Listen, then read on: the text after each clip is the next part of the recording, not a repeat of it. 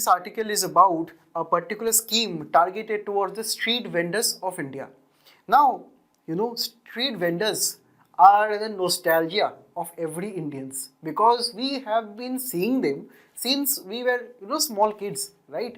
So these people, the men and the women who are selling goods and services, various amounts of, varieties, dimensions, starting from foods to jewelry to clothing needs, they have it all, right? So they form a very crucial part of our livelihood. See, the thing is that they have been existing for ages and ages hence in India. Even in the epics, we find some people selling their goods and services on the streets, right? Even during the colonial times, we find them, and even in the post-independent India, and even right now also we see many street vendors, specifically related to food items, right? We are very fond of our street vendors for this, and we are also very thankful for them.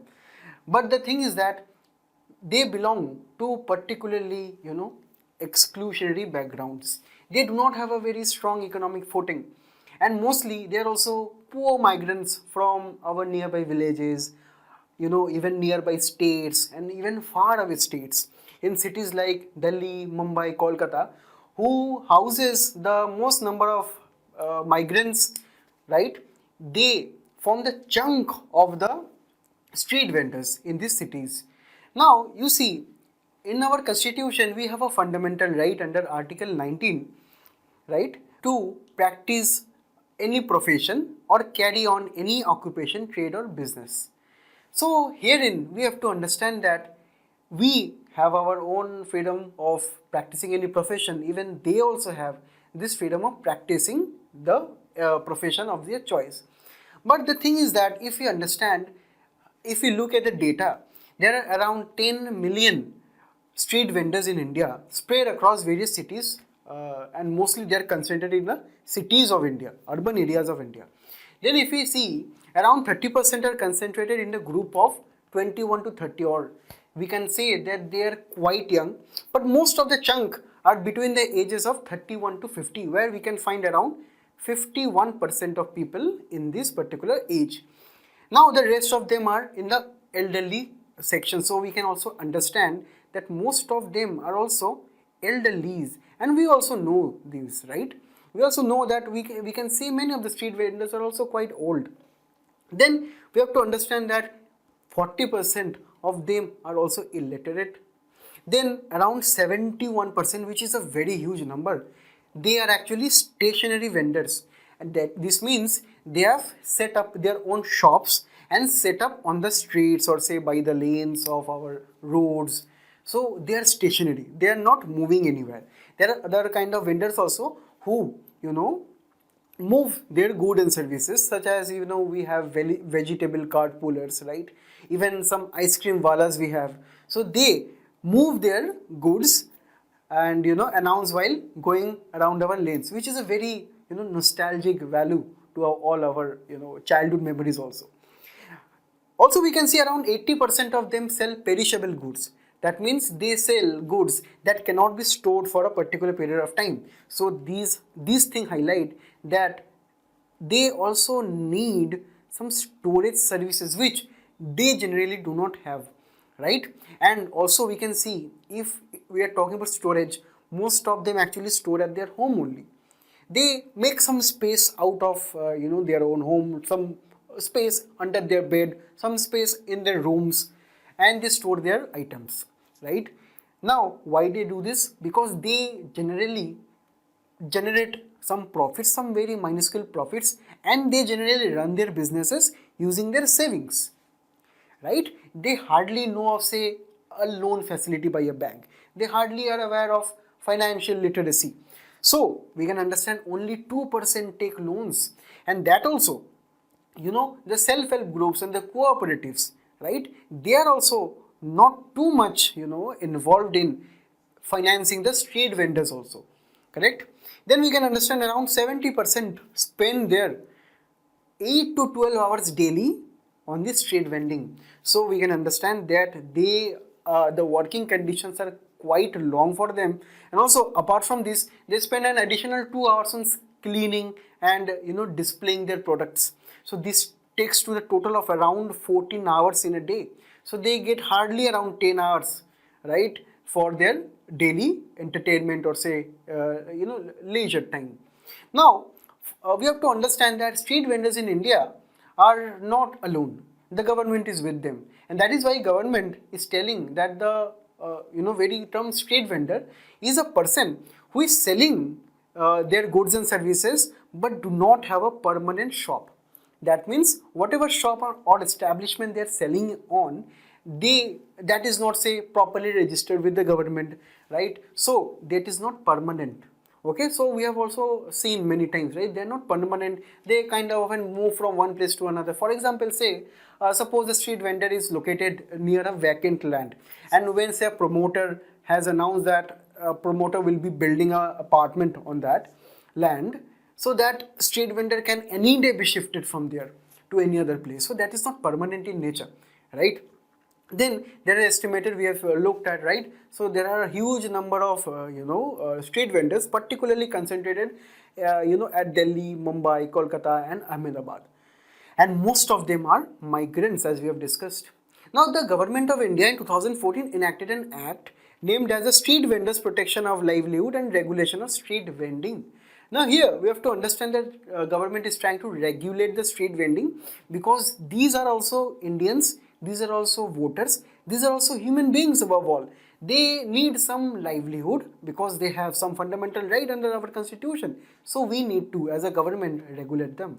And that is why, as per the act, vending and non-vending zones have been demarcated, or these are the zones where vending can be carried out and vending is totally prohibited. Say vending can be prohibited in some areas which in which there have been proper private development, right? So vendings can be taken at some particular zones, and who will be carrying out that? There will be a town vending committee.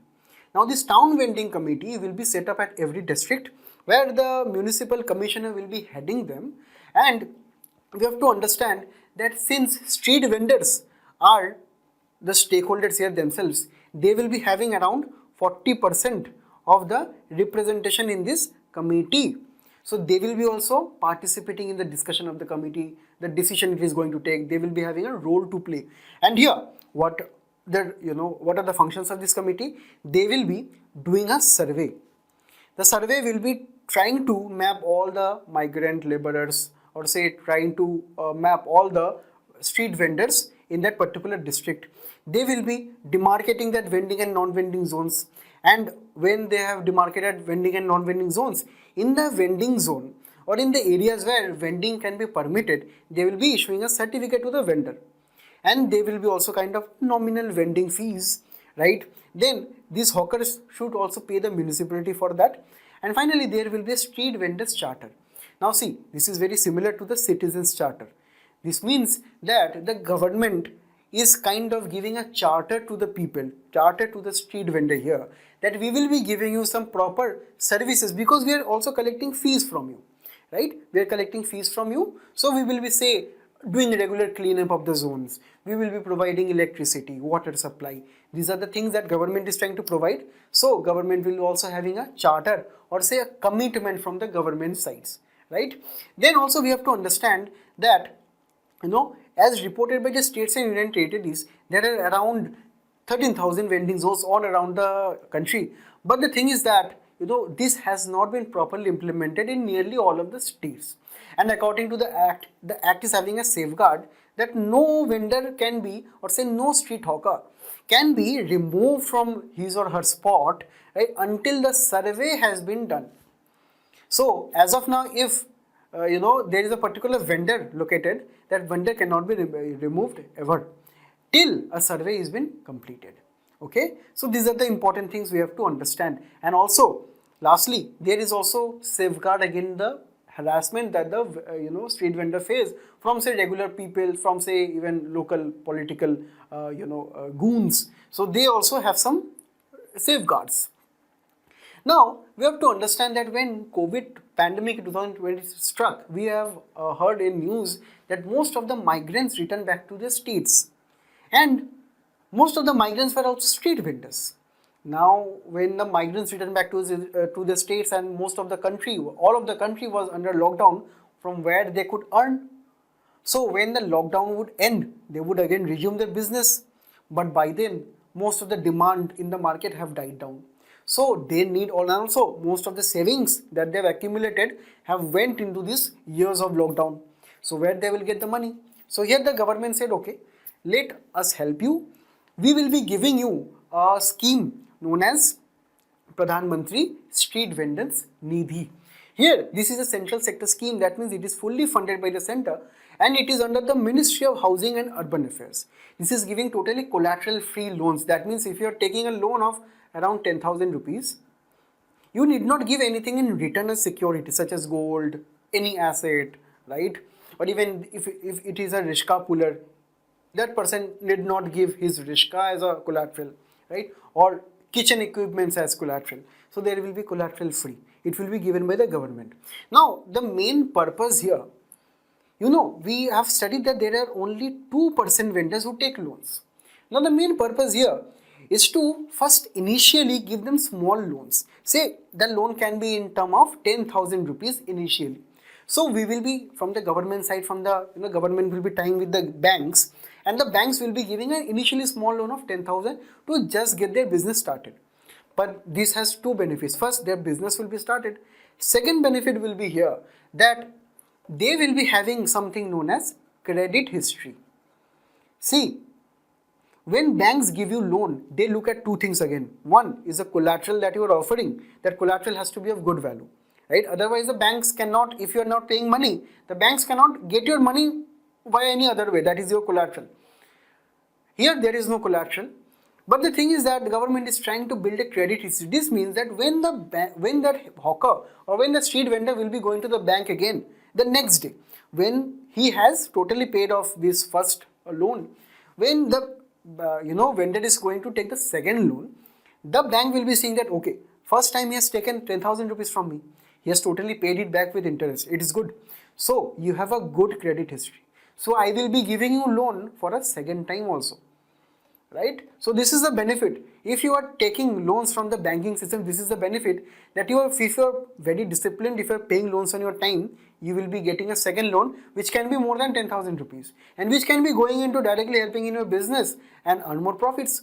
So this is a very simple idea that the government tried to start, right? So initially 10,000 rupees is offered. Then you can go to a second loan which can be more than that and a third loan which is more than that. But as we can see that there has been no third loan term which has been repaid by the street vendors as of now. Second loans have been, second term loan have been disbursed, first time has been disbursed, third time has also been disbursed. But as of the time of recording of this magazine, so no third time payment was done. Now, you have to understand this is also to incentivize the digital payments here, and also 100 rupees per month is actually given to the street vendors for this. The agencies who will be participating here will be microfinance institutions, because these are the institutions from where the small stakeholders usually borrow from. Then there will be NBFCs, right? Then self-help groups will be also be there. And here they will be also getting an interest subsidy. Apart from getting a loan collateral free, the first benefit, the second benefit also interest subsidy. Now what is interest subsidy? That will be 7% per annum. That means whatever say they are taking a loan of 100 rupees, right? And say the bank is charging from them 10% interest rate. Now interest subsidy of 7% means that at the end of the year, the street vendor has to pay the bank 110 rupees. Now it is actually paid to the bank. Now what the government will do, 7% out of this 10%, that is 7 rupees, will be transferred into the street vendor's bank account via direct payment transfer or debit, right? So direct benefit transfer will be made every 6 months. So this is also a very good thing. They are also getting an effective interest rate of around 3%. This is for example's sake. Now who are actually eligible? Now here the catch is that only the states, around 10 states and union territories, so who have implemented that Street Vendors Act of 2014, they will be, and actually they have did a survey, And when you are doing a survey, you know actually who are the beneficiaries or the number of beneficiaries. So the 10 states and union territories who did that, they can avail of this central sector scheme. Okay. Apart from this, Meghalaya, who has its own state act on vendors, it is also able to participate in this particular scheme. So these are the things we need to note. Now, we need to evaluate this. Say around 10 states and union territories in this particular scheme, women are the largest beneficiaries. And if we can see, women are the largest beneficiaries all over India, but more, the magnitude can be seen in the southern states of Andhra Pradesh, Telangana, Tamil Nadu and Karnataka, where we can see even up to 70% of the beneficiaries are women. Now this is a very good thing because women are actually trying to get loans and get their business started, and they can also become financially independent. Also, let me tell you, this is a very good case study. And this case study that you can use in your mains answers to enrich your points, right? Now, apart from this, Kerala has also Kudamba Shri, and in Kerala the number is quite low, but Kerala had its own women-centric schemes, particularly through the self-help group model of Kudamba Shri. Then the social fabric of the region is also playing a big role, because we can understand the northeastern states are mostly matrilineal societies, and here the daughters, the women have greater say in various financial decisions. So this is also a good thing. Then in some states, the local authorities targeted women self-help groups as beneficiaries. So this is also leading to greater number of women under this particular scheme. Now the challenges are that the various states did not implement that particular act. So the survey is quite due for a long time, and I hope, and we all hope, that the survey can be properly conducted, so that many states, many town vending committees can actually issue a certificate and they can be eligible for loans, because even that COVID trauma has not particularly ended up to now also.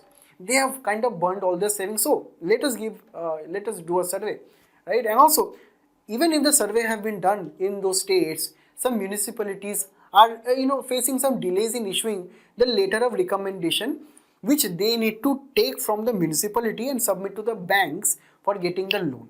So this is just a way of saying that, okay, I trust this particular vendor, he is having a certificate with me, and I, as a municipal commissioner, giving a letter of recommendation that, okay, you go to Punjab National Bank, you go to State Bank of India and get that loan.